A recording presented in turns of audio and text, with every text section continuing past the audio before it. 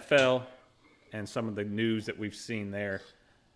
Biggest thing being that the NFL has formally adopted a 17-game schedule and reducing the preseason down to 3 games. So now records start to shift in the record books. Most wins in a season is probably going to be broken sometime in the near future because the Patriots held it and the Dolphins held it at 16-0. Now, down the road, some team may go 17-0 and have the most wins of all time. Dolphins didn't have it. Oh, yeah, they were 15-0. They were 14-0. 14? Yeah. Yeah, 14. But they are still the only team to finish the season undefeated. So, right. That's weak. So they ended up with only 14 games, you say? 14 regular season games and 17 total. They were 17-0 to finish the season. Yeah, that's weak. Weak sauce. It's like Bill Russell's 11 championships. With the eight teams in the entire league. I'm the best of 8, 11 times. With no free agency. Right, exactly. There's a lot of things that make that. I mean, I don't know. We'll get to that in the NBA segment. What do you guys think of that? What do you think of the new schedule? What's her name? Mina Kimes, or how do you pronounce her name? From ESPN. Oh yeah, I think you got it right. So she was saying she refused to acknowledge the team as being 9-8 this year.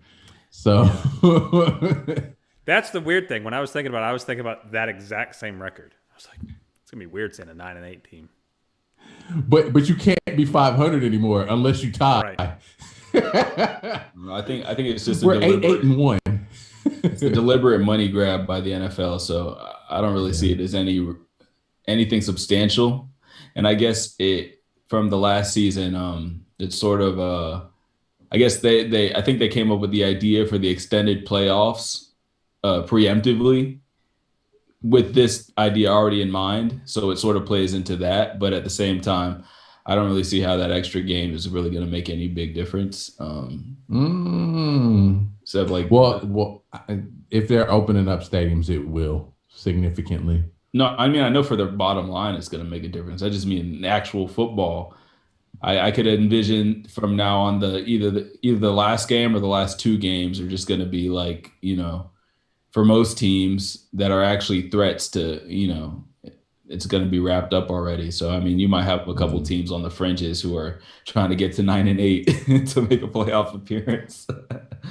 But then it also is interesting. Like, I think Bryce predicted us to go 10-7 next year or something. It's like, so is 10-7 a playoff team, or is that, what does that even mean now? So really 11-6 will be like the next. So can I ask the question? Will 6-11 or 7-10 win the NFC East? That's what I'm saying. Like, I think now the line of demarcations is much more for like average, below average. You know what I mean? I mean, but I'm just saying in general. Like, I could see the Washington football team winning the NFC East. What? 3 games under 500. Oh God, 7-10. The Washington football team wins the NFC East. Team, God, yeah. There's like the way I view it is we're just trading out one pointless game, which is the 4th preseason game, for another game. So it's better for us. We get more meaningful football. Well, the only team sucks, and it's just prolonged a slow bleeding death. I'm sorry, I didn't hear you. Broke up on my headphones. I need to change y'all somehow. I said, if your team sucks, it's just a slow bleeding death. It's just like it really is. Like the Falcons last season, it'll just be like, oh my God, more of this. You don't want to though.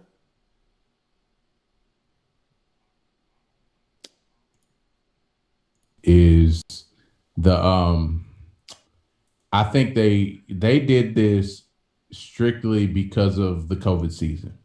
It's a way to get that extra monetary game in there just because they lost so much money due to COVID having to basically close down, shut down most arenas basically. So Right. I don't know though, because if I remember correctly, they were already discussing this before COVID happened, and they were already going to say within a couple seasons they were going to do this. yeah, but I think that ultimately set it in motion immediately and not necessarily, wait a couple more seasons to do it.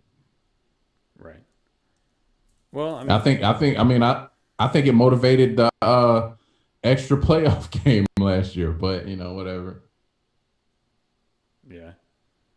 Well, one big opponent of the switch to it was the Saints running back Alvin Kamara, who, as soon as he saw it, he went to social media and called it. He said, "This shit's dumb as hell." Um, Mm-hmm. Safety Adam, I'm sorry, a safety for the Packers replied to Adam Schefter, and he said, "We really let this happen." So it seems like players aren't too happy about this, and Oh yeah. you know they're not Why would behind they it. be? Yeah, I mean I get it. I mean, why would they be? I mean, as much They also get more money as though. beat up as yeah, but as beat up as they get on in 16 game season, Right. you adding another game to that, and it's like, God, my body can only take so much. Now you're adding more pressure, so it's like, all right, as owners, you benefit off of us, but you don't think of the consequences you're putting us through, and then you don't give us the at healthcare after we retire, more than 5 years after we retire. So I mean, it's all the benefit is on the owners. It's completely 100%. Yeah, the players get a little more money, but the owners are the ones who truly benefit because they don't have to put their body at risk for it. There was, But if I do they? remember, So well, hold on, Marco. I think I remember reading something very early on in this situation is contracts and players like part of the switch to the 17 games is you're not going to be required, like you can take a game off or you get a game off, something like that. Like I'll have to look back into that, but it just crossed my mind like there's going to be Yeah, like a yeah, but I mean, considering how competitive most of these players are, if you come down to your last 4 or 5 games and you need to win to ensure you have a playoff spot or that number one seed with the new format of the playoffs, then I'm sorry. Do you really think some of those star players are going to sit out their game to rest just be like with that on the line? I mean, yeah, I mean I get that. I mean, and then, like people like Brady's going to play all 17 if he can. but I Um mean, what indicates that they're actually going to get more money? Like, how would that? Isn't it just their normal salary spread out between 17 games instead? Why would they get more money? this season. Well, no, I think there's a there's an adjustment to it. Like because the team's making more money, they'll be able to prorate it in there, something like that. Because this season, it's kind of up in the air. They're learning how to do it. They will then adjust, and you'll see bigger contracts, of course, because of that. But I really wish I could find. Oh, here we go. So this article I'm reading right now, it says, "Are the players getting any more money out of this deal?" It says, "In the big picture, yes, very much so. The players' share of the league's revenue, which had been 47% and was scheduled to rise to 48 starting the 2021 season year, includes a media kicker that applies once the league goes into a 17-game regular season. Basically, depending on how much the new TV deals are worth, the players' share revenue can increase. If the new TV deals represent 60% of the revenue increase over the old ones, the players' share of the revenue increases to 48.5. So there's escalators to it. So in the old CBA, they had already built in things for this, it seems. The impact, blah, blah, blah, blah, blah. The league reported approximately $15 billion revenue in 2019. If the players' share of the revenues were to rise from 48 to 48.8, the salary cap will go up about 3.75 million higher than it was if we mimic 2019.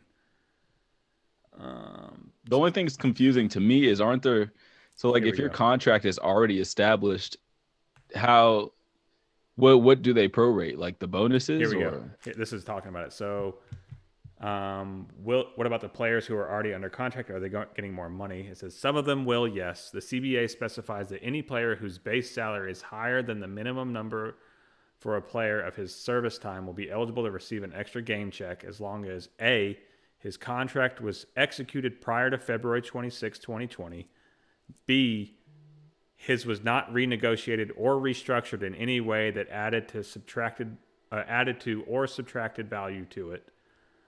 He's on the active roster, inactive list, or injured reserve for the 17th game. The extra game check is defined as 1/17th of the player's base salary, and it's to be paid as a lump sum at the end of the year. Some guys will make out pretty well. Jimmy Garoppolo, he's going to make a ton. So quarterbacks are going to kill it off this, of course. Except Matt Ryan. he restructured? Yeah. I mean, that's a pretty big. I mean, that's pretty smart by the NFL, though. They protected their asses. Oh yeah, Of course. They're gonna protect themselves. I mean, It's you got to. making sure. They didn't get in that position without knowing how to protect their own asses. In that scenario, screw everybody else, but we're gonna be good. Because I wonder what it's probably not that big a percent of players who haven't renegotiated since February 22nd, or maybe I'm mistaken. I don't know. I don't know. Hard to say. Yeah. So I'm excited. I mean, it's an extra game of football. It's an extra game of meaningful football as well. It's not just Allegedly. I mean, it extends the playoff chase one more week.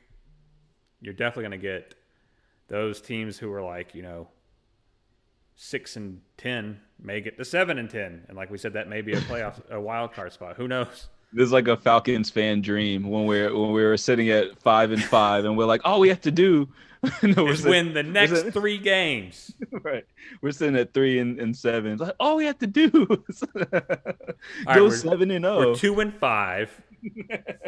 If we win the next 6, we'll be 11-5, or the next 9. Oh, man. Nah. Yeah, I was thinking about it though. It's gonna make that race to tank a lot more interesting. Yeah. No. Harvey, if you stick around for a little bit, we'll get to both your questions in a little bit. The Jets will still blow it. I mean, the Jets have made some interesting moves, but we'll get to that in a second. So, draft-wise,